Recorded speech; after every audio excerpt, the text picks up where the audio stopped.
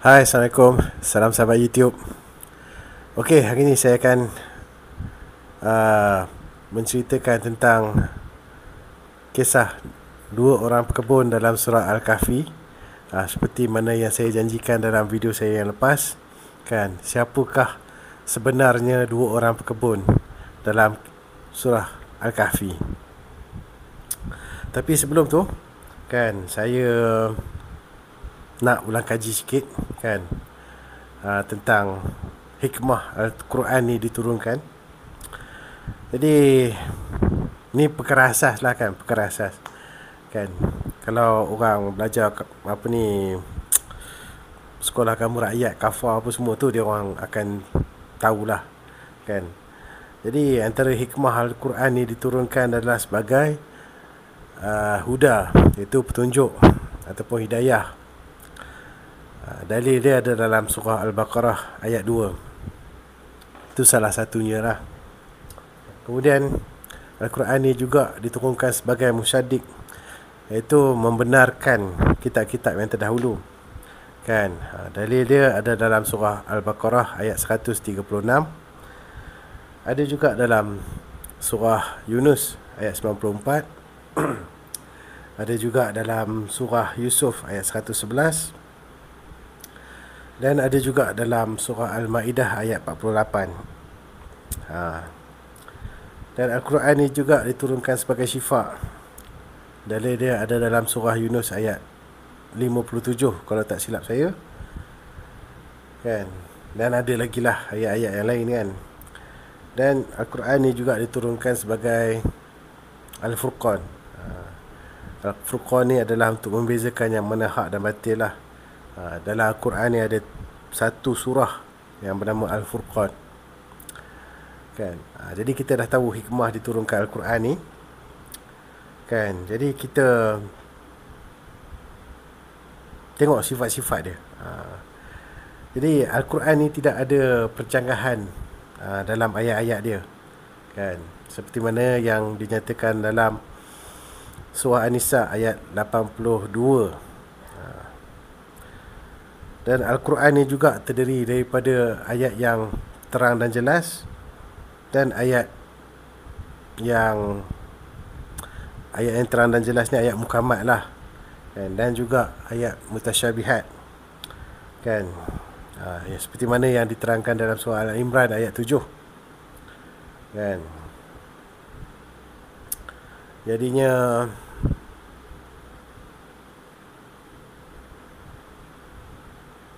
itulah secara ringkas dia ulang kaji sifat-sifat Al-Quran ni juga. Dan antara sifat-sifat Al-Quran ni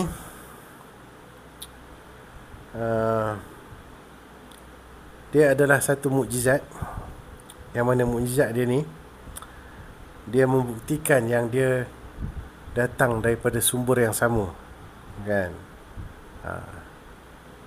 Jadi itulah sebab dia kenapa ada banyak kandungan dalam Al-Quran ni yang mana umat-umat terdahulu ni, bila dia tengok Al-Quran ni, dia kata ini macam tiru, kan. Tapi sebenarnya dia bukan tiru, tapi dia menunjukkan yang dia ni datang daripada sumber yang sama, kan. Jadi sebab itulah dalam Al-Quran ni dia tak sebut terang-terangan bumi ni bulat, kan. Dia banyak pakai perkataan sutihat, terhampar, ya, ataupun lapang, kan. Sama seperti kitab-kitab yang terdahulu, kan. Sebabnya perkara ni diterangkan dalam YouTube channel Arabic 101, kan. Sama ada bumi ni lebar ataupun bulat, kan. Jadi kita boleh tengok channel Arabic 101 tu lah, kan, macam mana penerangan dia, kan. Tapi secara ringkas dia, bumi ni ataupun ard ni, dia ada dua kegunaan. Satu nak menerangkan tentang tanah, satu lagi nak menerangkan tentang planet, kan. Kalau planet bumi tu kita tahu bulat, tapi tanah tu, kan, macam kita lah dalam bahasa Melayu kita suka panggil bumi Palestin, bumi Mesir, alam Melayu, kan. Jadi adakah alam Melayu tu satu galaksi Melayu? Tak. Tapi adalah satu tanah Melayu, yang mana kadang-kadang orang panggil bumi Melayu. Sama juga bumi Palestin, kan? Adakah bumi Palestin tu bulat? Tak, bumi Palestin tu lepir. Ataupun bumi Palestin tu terhampar. Jadi macam itulah penerangan Arabic 101 tu secara ringkas, kan. Saya pun tak nak masuk ke bahagian tu, kan. Cuma ada salah satu mukjizat Al-Quran ni, dia hampir menyerupai kitab-kitab terdahulu sampai orang menyangkakan yang dia meniru kitab-kitab terdahulu. Tapi sebenarnya dia membuktikan yang dia datang daripada sumber yang sama. Jadi selepas daripada tu, barulah saya nak ceritakan tentang dua orang pekebun ni. Tapi sebelum tu minum dulu. Moreh. Okey. Kisah dua orang pekebun dalam surah Al-Kahfi. Sebenarnya kisah ni memang, kalau nak ikutkan dalam sumber-sumber syirin legend, tak ada, kan, tentang kisah dua orang pekebun ni. Dalam Talmud Babylonia pun tak ada juga, kan. Tak tahulah, sebab memang kisah dia ni tak popular, kan.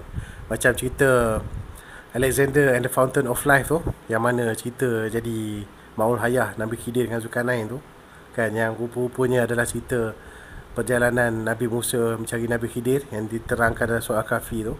Itu kita boleh jumpa dalam Babylonian Talmud. Sama juga kisah Ashabul Kahfi, kita boleh jumpa dalam legenda Syria karangan Saint Jacob of Saraf, kan. Dan macam kisah Gates of Alexander, kan, kita boleh jumpa dalam Syrian Legend, dalam Alexander Romance, ataupun Alexander apa benda entah cerita dia, something like that lah, kan. Karya-karya propaganda Greco-Roman ni, kan, kita boleh jumpa karya-karya ada kat situ. Tapi cerita pasal dua orang pekebun ni kita tak jumpa, kan. Mungkin tak ada siapa yang berminat nak claim pekebun itu daripada golongan mereka, kan. Cumanya, yalah, sekarang ni bulan Ramadan, kan, kita duk mengaji Quran apa semua tu. Bila kita ngaji Quran, macam saya guna kaedah online, sambil kita buka Quran sambil ada tafsir. Jadi semasa sampai dekat surah Al-Kahfi tu, sebab saya memang mengkaji surah Al-Kahfi ni daripada tahun 2024, kan, ketika mana faham-faham lah, kan. Bukan kita nak kecam orang tu, tak, kita tak nak kecam dia. Tapi satu, orang kata jasa dia, kan, sampai kita cuba carilah siapa sebenarnya Ashabul Kahfi ni, kan. Itulah jasa dia paling besar. Sebab apa? Sebab di kalangan ulama' sendiri pun tak jumpa siapa dia, kan. Sampai ada yang menyangkakan yang pemuda Ashabul Kahfi ni hidup selepas daripada zaman Nabi Musa, kan. Lepas tu macam-macam lah, kan, macam-macam pendapat lah, yang mana tak tahulah macam mana dia orang dapat pendapat tu, kan. Sebab kaedah saya ni, saya berbalik kepada sumber Al-Quran dan kitab terdahulu, kan. Itu kaedah saya. Jadi saya dapatlah siapa dia pemuda Ashabul Kahfi ni. Dan saya pun tahulah yang dia orang ni hidup di zaman kerajaan Israel ni, ataupun kerajaan Yahudi ni terpecah kepada dua, iaitu Kingdom of Israel dan Kingdom of Judah. Kingdom of Judah ni terletak di bahagian selatan, Kingdom of Israel ni di bahagian utara, kan. Kota Jerusalem tu masih lagi berada dalam Kingdom of Judah, dan bahagian utara daripada kota Jerusalem tu, maknanya tak termasuk kota Jerusalem, sampai ke Lubnan adalah Kingdom of Israel. So dua kerajaan ni, Kingdom of Judah ni masih lagi taat kepada perintah Allah berdasarkan kitab Taurat. Kingdom of Israel, dia dah mula nak ingkar perintah Tuhan, kan. Antara keingkaran yang dia nak lakukan tu adalah dia mengutip cukai kepada orang Yahudi. Itu antara kemungkaran ataupun keingkaran kepada perintah Tuhan yang dilakukan oleh kingdom ataupun pemerintah Kingdom of Israel. Dan perkara tu pun berlarutan. Okey, Jadi Kingdom of Israel dengan Kingdom of Judah ni dia terpecah sekitar selepas zaman pemerintahan Nabi Sulaiman alaihissalam. Kan, selepas daripada tu waris tahtanya, kan, maknanya tahun lebih kurang 900 tahun sebelum Masihi ke bawah, kan, ke atas mustahil lah, sebab lebih kurang 1100 tu zaman Nabi Daud, 900 tu zaman Nabi Sulaiman. Benda ni berlaku selepas daripada zaman Nabi Sulaiman. Dia terpecah kepada dua, Kingdom of Israel dan Kingdom of Judah.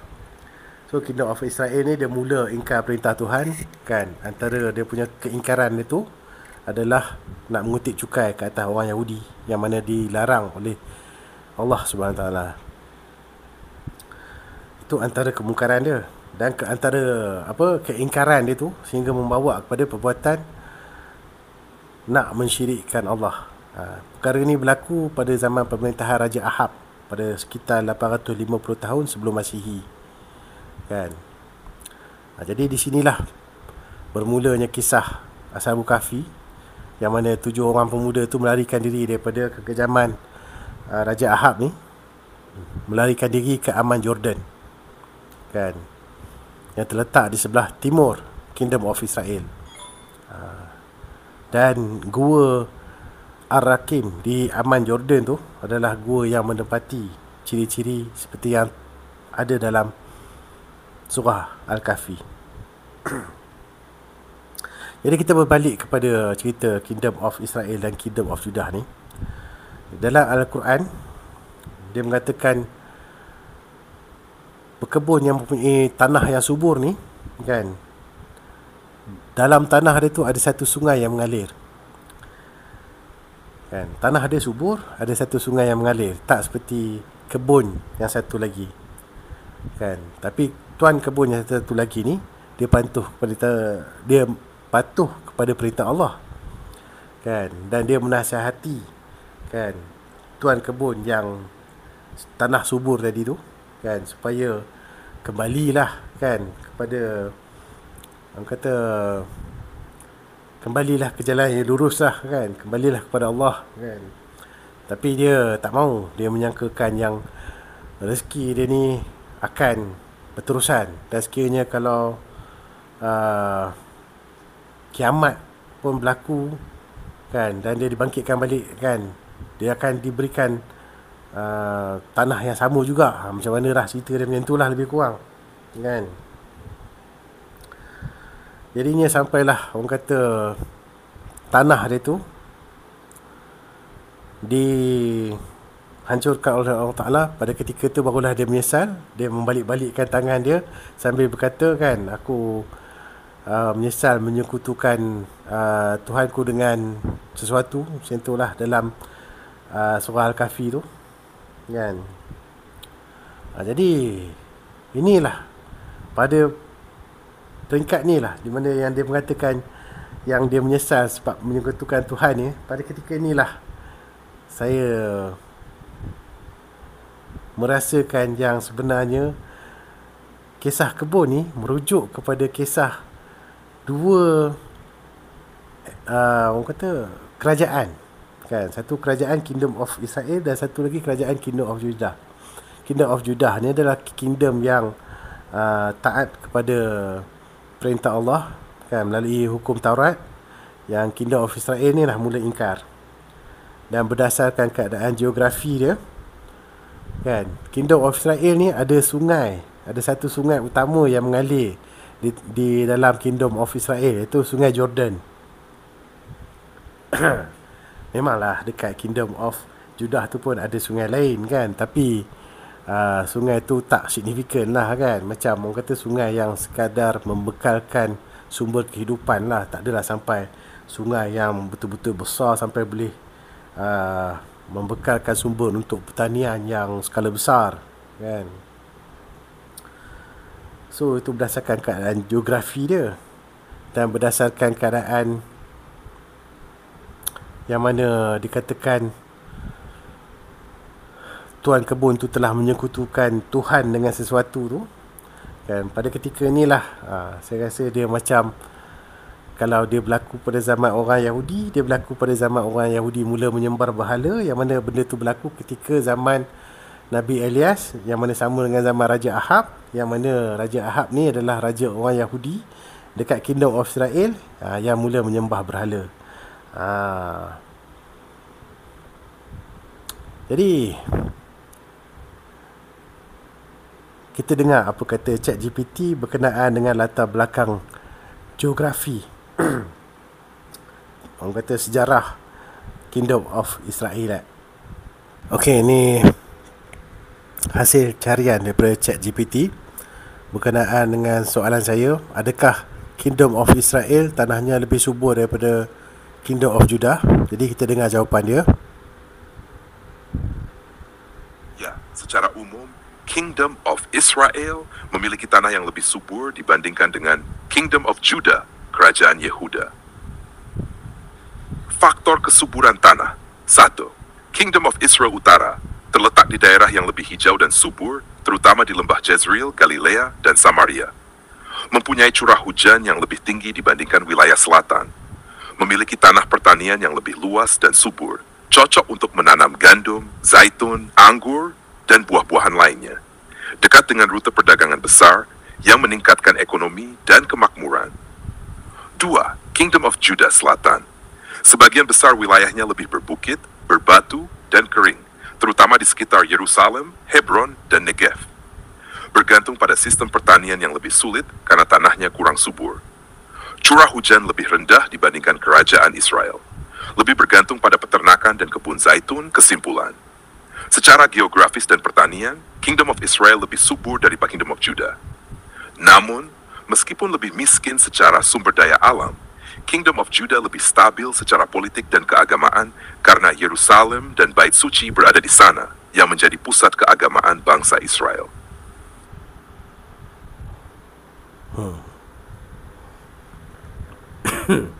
Itu bukti secara geografi, sejarah geografi kawasan tu lah, kan. Sekarang kita nak buktikan pun susah, kan. Maklumlah saya pun bukanlah orang kata pekaji Asia Barat ke apa ke, kan.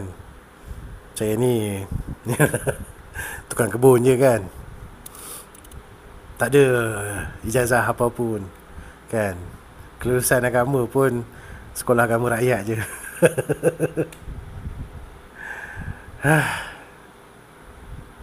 Jadi itulah, kan.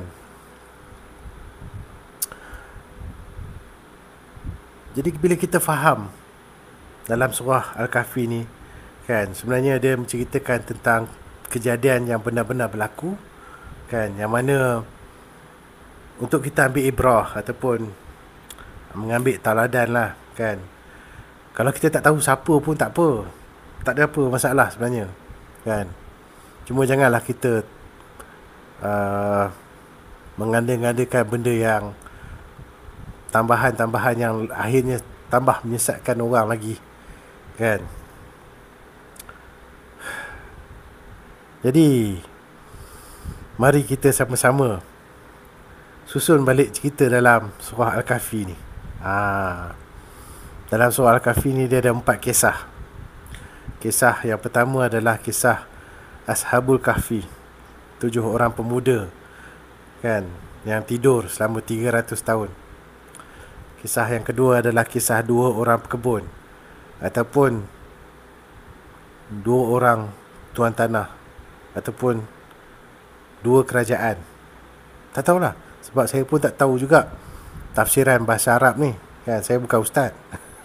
Cumanya mungkin apa yang Allah Ta'ala nak sampaikan tu adalah dalam bentuk kiasan. Sebab seperti mana yang kita tahu, kan, Kingdom of Israel selepas dia melakukan kemungkaran macam-macam apa semua tu, sekitar lebih kurang 700 tahun sebelum Masihi, akhirnya Allah turunkan bala kepada diorang ni, kan, dalam bentuk serangan dari Empire Assyria yang di bawah pemerintahan Salman Nasir III kot, kalau tak silap saya pun tak ingat sangat dah cerita ni.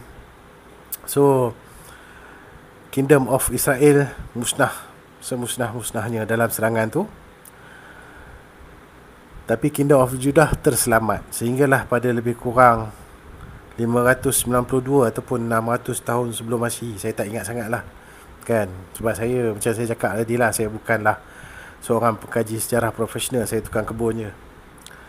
Jadi bila berlakunya serangan daripada Empire Babylon, Kingdom of Judah pun turut musnah lah, dan semua orang Yahudi telah ditawan oleh orang Babylon, yang mana akhirnya dia dibebaskan oleh Empire Achaemenid di bawah pimpinan Raja Cyrus the Great. Dan selepas tu adalah cerita Zulkarnain. Oh, tapi sebelum tu ada cerita Nabi Musa dengan Nabi Khidir, cerita pengembaraan Nabi Musa mencari Nabi Khidir lah. Selepas tu baru ada cerita Zulkarnain. Jadi kita susun balik cerita dia. Cerita dia kita mulakan dengan sebenarnya cerita perpecahan dua kerajaan ni. Daripada satu kerajaan Nabi Sulaiman, kan. Lepas tu sekitar 900 tahun sebelum Masihi tu, kerajaan Nabi Sulaiman ni di bawah pemerintahan waris-waris dia telah berpecah menjadi dua, Kingdom of Israel dengan Kingdom of Judah. Kingdom of Judah ni dia adalah kerajaan yang taat kepada perintah Allah, tapi Kingdom of Israel ni adalah kerajaan yang ingkar kepada perintah Allah. Dan antara perbuatan ingkar yang dia lakukan adalah dia mengutip cukai. Dia bermula dengan mengutip cukai ke atas orang Yahudi, yang mana perkara ini adalah dilarang dalam kitab Taurat. Itu adalah permulaan dia, sampailah lebih kurang 850 tahun sebelum Masihi, kan. Selain daripada keingkaran, kemungkaran yang dia lakukan tu, sampai akhirnya membawa dia kepada menyembah berhala pada zaman pemerintahan Raja Ahab lebih kurang 850 tahun sebelum Masihi, yang mana ia bermula selepas Raja Ahab ni berkahwin dengan Ratu Jezebel, kan. Baal ni, kan, seperti mana yang disebutkan dalam surah As-Saffat, kan. Kalau dalam surah As-Saffat disebut Ba'la rasanya. Tapi kalau dalam kitab Yahudi disebut Baal. Baal. So ini adalah sembahan kaum Ratu Jezebel ni. So Nabi Ilyas diutuskan untuk berperang dengan Raja Ahab ni, kan. So pada ketika inilah, kan, mungkin pemuda Ashabul Kahfi tu tak sempat kot berjumpa dengan Nabi Ilyas, kan. Dia lari dulu, kan. Dia lari menyeberang Sungai Jordan, kan. Sungai Jordan ni, kan, dalam sejarah-sejarah Yahudi pun banyak kali dah diseberangi, kan. Zaman Nabi Yusha dulu, masa dia nak bawa orang Yahudi mula-mula masuk ke tanah Palestin tu, kan, sampai dia belah sungai. Tapi itu zaman Nabi Yusha. Zaman Nabi Yusha ni lebih kurang zaman Nabi Musa lah, kan. Tapi bila dah beratus-ratus tahun selepas tu, kan, ialah daripada tahun 1400 tahun sebelum Masihi, zaman Nabi Musa, kan, mungkin dalam sekitar 1300 tahun sebelum Masihi, kan, membawa kepada zaman Raja Ahab ni, mungkin dah ada laluan lah yang boleh digunakan untuk melintasi Sungai Jordan. So dia 7 orang pemuda Ashabul Kahfi pada zaman Raja Ahab ni melintasi Sungai Jordan, masuk ke Aman, kan, pergi ke kawasan Gua Arakim, kan. Jadilah cerita Ashabul Kahfi. Tadi yang mula-mula tu dia memula dengan perpecahan dua kerajaan tu, kan, yang mana Allah Ta'ala kiaskan sebagai dua orang tuan kebun. Dan bila pemuda Ashabul Kahfi tu lari dekat Aman Jordan, yang duk buat kemungkaran dekat Kingdom of Israel ni masih lagi meneruskan kemungkaran dia tu, sampailah akhirnya Empire of Assyrian Empire tu di bawah pemerintahan Raja Salmaneser III tu melakukan conquest of Aram, kan. Jadi pada sekitar tahun 700 tahun sebelum Masihi, kan, Kingdom of Israel pun tumbang. Jadi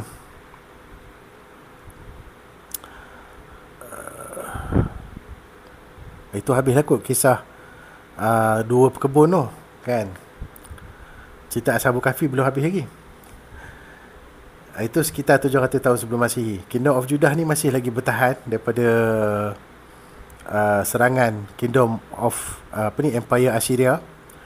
Dia masih lagi bertahan sehinggalah pada lebih kurang 592 tahun sebelum Masihi ataupun 600 tahun sebelum Masihi. Lebih kurang tarikh tu lah. Secara tepat dia saya dah tak ingat lah. Akhirnya Kingdom of Judah juga dikalahkan oleh Empire Babylonia. Kan? Sebab apa tu tak tahulah. Mungkin ada apa-apa yang kita tak tahulah kan. Allah Ta'ala punya kerja lah. Kan? Benda ni pun ada juga dinyatakan dalam surah Al-Kahfi. Kan? Ketika mana kota-kota tu dimusnahkan mengikut masa tertentu. Ayat 60 kot. Adalah, ada. Nanti saya post. Nanti saya tepek. Perkara ni pun ada diceritakan juga kat situ. So, selepas daripada tu,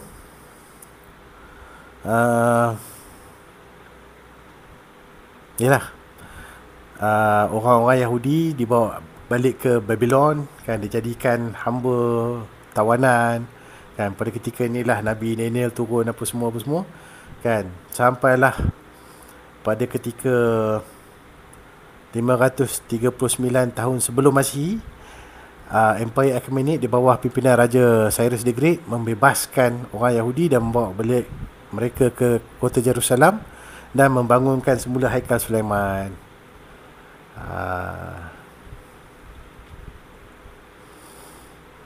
So itulah, kan.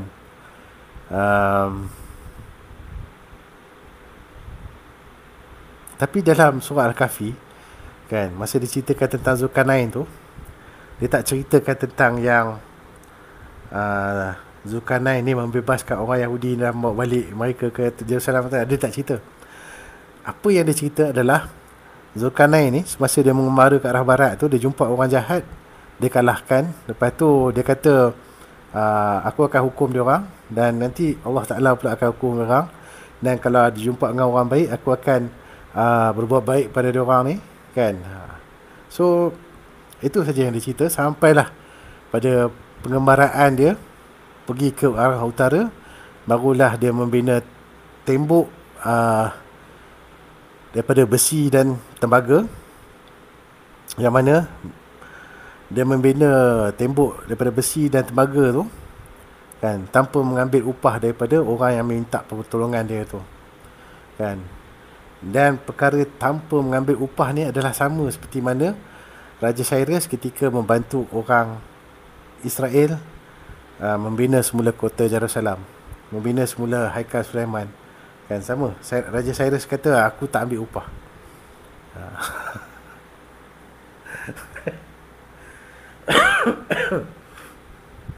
Dan pada ketika dia membebaskan orang Yahudi tu daripada tahanan Empire Babylon tu, dia memecahkan palang besi dan pintu tembaga, yang mana palang ketulan-ketulan besi dan tembaga tu nanti akan digunakan, tak tahulah, mungkin benda yang sama lah yang digunakan untuk membuat tembok Ya'juj Ma'juj, kan. Sebab Babylon dengan pegunungan Kaukasus tak jauh, kan. Babylon tu dekat selatan, pegunungan Kaukasus tu dekat utara, kan. Jadi dia pergi bina je lah kat situ. Dan bila kita dah tahu siapa Raja Cyrus the Great ni, kan, kalau dia adalah Zulkarnain, kita tahu siapa dia, Ya'juj Ma'juj yang dimasukkan tu. Semak sejarah dunia, kita akan tahu. Semasa zaman Raja Cyrus ni, ada 3 kumpulan manusia yang berada di utara pegunungan Kaukasus, pegunungan Himalaya, kan. Yalah, pegunungan Himalaya lah, kan, yang sebelah Turkmenistan apa semua tu, kan, dekat padang step tu, kan. Kita tahu ada 3 jenis kaum ni. Kaum pertama adalah kaum Mesagete, kaum kedua adalah kaum Saka, kaum ketiga adalah kaum Scythia. So Scythia ni adalah kaum yang menurut kajian sejarah dunia ni, dia adalah kaum yang betul-betul duduk dekat utara pegunungan Kaukasus. Bangsa Saka dengan bangsa Mesagete ni, dia duduk dekat kawasan Turkmenistan, Uzbekistan, Kazakhstan. Tapi betul-betul dekat pegunungan Kaukasus ni adalah bangsa Scythia. So daripada bangsa Saka ni juga dia jadi negara Turkmenistan. Sebelum tu daripada bangsa Saka ni juga dia jadi Empire Seljuk. Daripada Empire Seljuk ni juga dia membentuk banyak lagi lah empire-empire lain. Yang mana empire-empire tu kan akhirnya dia mengembangkan Islam kan, bawah nama Empire Mogul, Empire Ottoman, Empire apa lagi lah, banyak lah kan. Dia mengembangkan empire Islam. Tapi bangsa Scythia ni apa yang jadi dengan dia? Selepas dia dihalang oleh tembok dekat pegunungan Kaukasus tu, dia orang dah tak boleh turun celah Darel Gorge. Dia orang bergerak ke arah barat. Dia orang sampai ke Greek. Sampainya dekat Greek, dia orang mula-mulanya berinteraksi secara aman, tapi selepas tu dia orang berperang dengan orang Greek. Dan Raja Philip kalau tak silap saya lah, mengalahkan bangsa Scythia ni, menyebabkan bangsa Scythia ni berpecah kan. Dan bangsa Scythia ni akhirnya dia berasimilasi dengan bangsa Sarmatia yang ada dekat kawasan tu. Dan bangsa Sarmatia ni diambil sebagai tentera upahan oleh Empire Greek, yang mana Alexander the Great tu dia membawa dia punya tentera tu, termasuklah dengan orang-orang Sarmatia ni, mengalahkan Empire Parsi kan, Empire Achaemenid kan, di bawah yang pada masa tu adalah di bawah pimpinan Raja Darius II. Dan selepas daripada Empire Greek tu, kematian Alexander the Great kan, Empire Greek tu dia berpecah kepada 4 seperti mana yang dinyatakan dalam Book of Daniel chapter 8 verse number 3 kot kan, yang mana satu kambing ataupun kambing yang bertanduk satu tu, tanduk dia patah, lepas tu keluar 4 tanduk. So macam itulah juga Empire Greek, yang mana akhirnya perpecahan Empire Greek tu membawa kepada Empire Rome menggantikan Empire Greek kan. Dia macam salah satu empire yang berjaya, pecahan yang berjaya di antara Empire Greek tu, dia jadi Empire Rome lah kan. Saya nak cerita sangat pun, saya bukanlah cikgu sejarah kan, saya main baca macam tu je. Tapi itulah dia punya flow dia. Dan daripada Empire Rome tu pun kita tahu juga kan, Empire Rome tu dia pergi sampai ke Britain. Walaupun orang Britain kata bangsa Welsh, bangsa Celtic lah, bangsa apa lagi yang mendirikan United Kingdom tu, tapi sebenarnya memang Empire Rome tu dah duduk beratus tahun dah kat situ kan. Lepas tu daripada Empire British tu pun, last sekali dia dengan bangsa British dengan Perancis juga yang buka Amerika pun kan. Tu yang lepas tu kita tahu pula kan, siapa dia permanent members kan dalam PBB kan. Ada 5 permanent member dalam PBB tu. Antara dia siapa?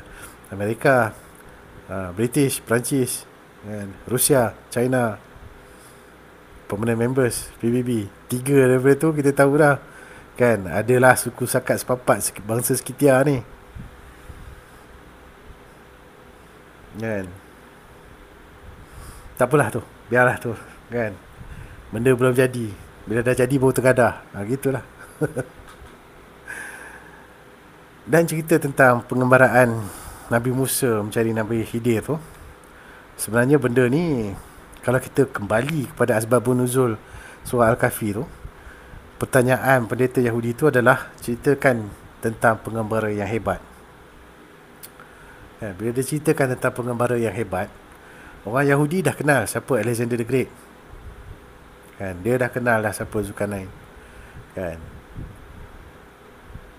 Tapi Alexander the Great yang dikenali oleh orang Yahudi ni kan, antara isi kandungan dia kan, dia dikatakan mengembara mencari Fountain of Life dalam Babylonian Talmud kan. Babylonian Talmud ni ditulis lebih kurang 200 tahun Masihi. Bukan, abad kedua Masihi. Abad kedua ni lebih kurang 100 tahun Masihi lebih-lebih lah kan. Kalau 200 tahun Masihi tu dah abad ketiga dah. Jadinya dalam cerita Alexander and the Fountain of Life ni, Alexander bersama dengan dia punya bala tentera dia kan, dia ada pembantu seorang nama Andreas. So dia pergi mengembara kan. to the land of darkness in search of fountain of life. Jadi bila dia sampai dekat satu tempat tu, bekal ikan yang dibawa oleh pembantu dia ni yang nama Andreas ni tiba-tiba hidup, kan. Jadi dia hidup lompat dalam sungai tu. Jadinya Alexander the Great ni pun ikutlah ikan tu sampai ke satu pintu gerbang yang dinamakan pintu gerbang Garden of Eden. Tapi Alexander the Great tak dibenarkan masuk, kan. Jadi tak dapatlah dia hidup abadi, dan matilah dia pada umur 32 tahun. Macam itulah konon-kononnya dongeng dia. Mungkin Allah Ta'ala bila mendengarkan persoalan daripada pendeta Yahudi tu tentang dua pengamara yang hebat tu, sebab itulah diturunkan cerita sebenarnya yang ikan hidup tu adalah cerita Nabi Musa mencari Nabi Khidir. Yang mana kisah ni pula, kan, selepas daripada Imam At-Tabari tulis dalam kitab tarikh dia menceritakan yang Zulkarnain tu adalah Alexander the Great, kan. Firdausi dalam kitab Syamnaveh dia tu, dia tulis pula, kan, Zulkarnain dengan Nabi Khidir mencari Ma'ul Hayah, kan. Dia campur aduklah cerita dua tu, kan. Ada orang tak mau percaya, tak apalah, tak kisahlah, percayalah apa yang korang nak percaya, kan. Kita bukan, yelah, bila kita cerita macam ni orang kata kita Wahabi, kan. Tapi sebenarnya kita bukan Wahabi, kan. Kita mencari apa yang sebenarnya, kan, berdasarkan ilmu yang kita dah ada sekarang, kan. Ulama zaman dulu dia tak boleh nak banding-bandingkan rujukan ni, kan. Sekarang ni saya yang tukang kebun ni pun saya boleh bandingkan rujukan ni, kan. Cuma saya tak boleh tunjuk lah sebab belakang saya bukan ada kitab. Kan, saya punya sumber rujukan online, kan. Jadi saya dah buka jalan. Lepas tu terpulang lah kepada siapa-siapa yang betul-betul berminat, kan, yang ada sumber rujukan, bolehlah cari benda-benda ni, betulkan balik pemahaman umat Islam ni, kan. Sebab dia, itulah, saya boleh katakan yang satu ketika dahulu, tak dahulu sangat lah, mungkin sekarang ni pun masih berlarutan lagi, kan, yang umat-umat Islam yang level-level ni macam saya ni, kan, yang bukan ustaz-ustaz ni apa semua ni, kita dimomokkan supaya orang kata apa yang ada dalam kitab Yahudi tu semua tak betul, apa yang ada sumber Israeliat tu semua tak betul, apa yang apa semua tu, jangan dengar, kan. Tapi Allah Ta'ala tak kata macam tu. Allah Ta'ala dalam surah Yusuf ayat 111, dalam surah Yunus ayat 94, dalam surah Al-Ma'idah ayat 48, dalam surah Al-Baqarah ayat 136, suruh kita rujuk, suruh kita beriman kepada kitab-kitab terdahulu ni, kan. Macam mana nak tahu yang betul yang salah? Al-Quran akan tunjukkan cara dia, kan. Sebabnya dalam video-video saya yang lepas pun sama juga saya ceritakan, kan, dalam Al-Quran tak pernah pun dibetulkan siapakah yang naik bahtera Nabi Nuh, berapakah ukuran kapal Nabi Nuh, tak pernah dibetulkan. Tiba-tiba kalau kita mengaji kitab, ada ukuran lain, ada jumlah orang yang lain.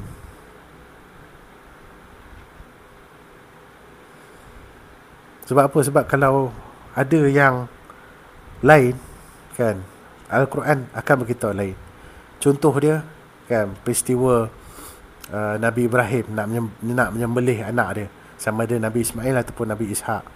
Orang Yahudi berpegang kepada Nabi yang akan disembelih itu adalah Nabi Ishak, tapi sebenarnya Al-Quran betulkan, dia kata Nabi Ismail. Sama juga dalam kitab Al-Quran, kan, dengan kitab Yahudi, kan.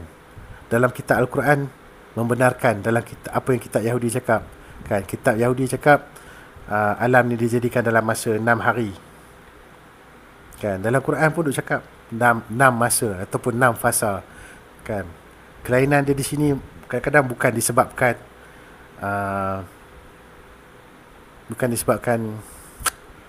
konteks dia, macam mana kita nak cakap, tapi disebabkan masalah orang kata vocabulary, kan.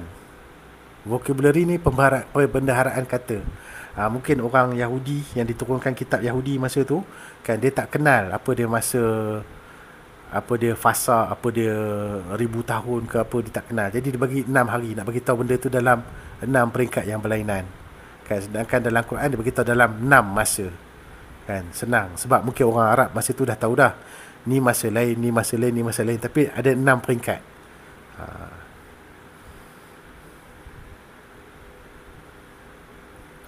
Jadinya sekarang ni sebenarnya kita memang kena kembali balik kepada Al-Quran kan. Kita kena lupakan apa ni, apa yang setengah-setengah ulama cuba untuk orang kata brainwash kita ni, bagi tahu semua yang ada dalam kitab Yahudi tu tak betul. Memang ada yang tak betul. Kita tak boleh nafikan yang orang-orang kitab terdahulu dia mentahrifkan dia orang punya kitab tu, dia ubah suai. Tapi dalam Al-Quran Allah Ta'ala sendiri kata, sebab kita tahu Al-Quran ni dia kekal sampai akhir zaman kan. Mana kata kau buatlah macam mana pun kan, walaupun kitab orang kata, sebab kitab Yahudi yang menjadi rujukan antaranya Dr. Zakir Naik adalah King James Version. Sekarang ada New King James Version kan. Adakah isi kandungan dia sama? Wallahualam kan. Tapi tetap akan ada benda yang betul dalam tu kan. Dan macam mana nak tahu benda tu betul ataupun salah? Al-Quran lah yang menunjukkan dia kan. Jadinya ini bukanlah satu video yang nak menunjuk ataupun nak memperjuangkan idea liberalism, bukan kan. Sebabnya bagi saya kan, apa yang saya buat ni adalah nak menunjukkan yang agama Islam ni is the final revelation kan. Revelation terdahulu kan, ada yang betul ya, ada yang dah dimodified, dan this is the final revelation kan. Dia nak menunjukkan macam mana nak cakap,